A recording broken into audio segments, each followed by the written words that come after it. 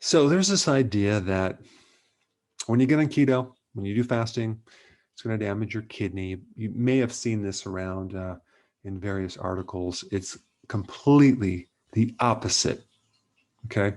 So the opposite is true. Doing keto and fasting will greatly help the kidney function better. I found an interesting study that fasting slows down polycystic kidney disease. Okay. In fact, there was a rapid reduction of cyst volume. That's incredible. As well as they found ketones inhibit polycystic kidney disease, which is huge. Okay.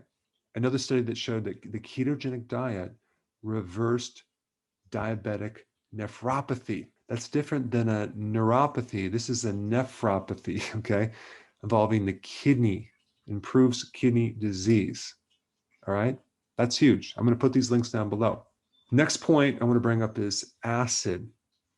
People think that because there's a condition called ketoacidosis, which, by the way, is very rare, and it only occurs if you have diabetes type 1 and you forget to take your insulin, but it's not going to occur for anyone else.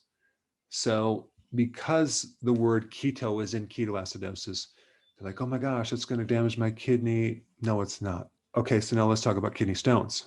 There are those people that are prone to kidney stones, and they need to be aware of a couple things. Number one, when you eat certain foods that are high in oxalates, like spinach, for example, and almonds, for example, and of course, chocolate, of course, when you're on keto, you're going to do sugar-free, but still chocolate has high oxalates. There's a potential for stones. Now, I will recommend if you do have a tendency to get stones, of course, just don't eat those foods. Okay, very simple. The other way to prevent stones is to consume enough fluid. If you're consuming 2.5 liters of fluid every single day, it's going to be next to impossible to get a stone because the stone is formed by a super concentrated situation. And if you're having enough fluid through your body, it can never get that concentrated to form a stone. Also, if you're consuming lemon juice on a regular basis, the citrates will help to decrease the formation of that oxalate stone. All right, next point, gout. It is true that when you fast, you increase your uric acid levels for a period of time. But once you're fully adapted, those uric acid levels go down. Why does it do that? Because uric acid is a very powerful antioxidant. So it's just part of the healing process. And so some people notice a temporary spike in their gout symptoms. But usually gout has to do with the inability for the kidney to eliminate uric acid versus some type of dietary thing that's spiking the uric acid. But if you're consuming potassium citrate, for example, as your electrolyte, that's going to help curb the pH and lower the risk of getting gout symptoms. And so let's look at the macros. Does low carb worsen the kidney? No. High carb worsens the kidney. What happens with a diabetic?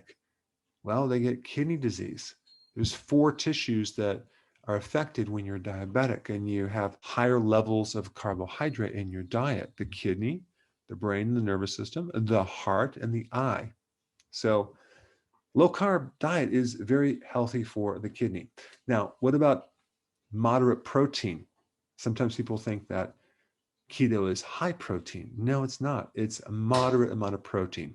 And even if it was high protein, there is no studies that prove a high protein diet is harmful to the kidney, or at least a healthy kidney, because there are a lot of harmful things to a diseased kidney that is a whole different subject.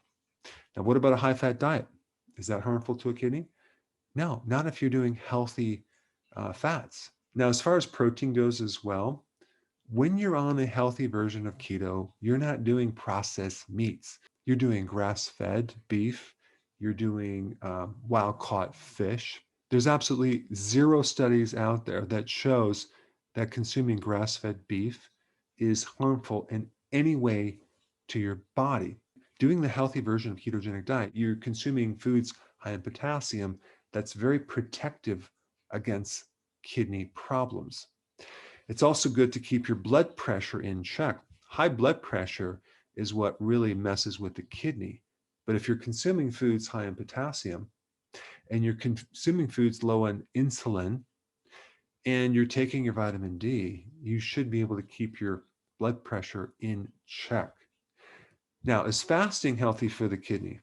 It absolutely is. And I'm going to put the link down below of what it can do for polycystic kidney disease in general. It can help slow that disorder. In fact, fasting stimulates autophagy, which is extremely helpful to your body and the kidney because it's all about recycling and rejuvenation.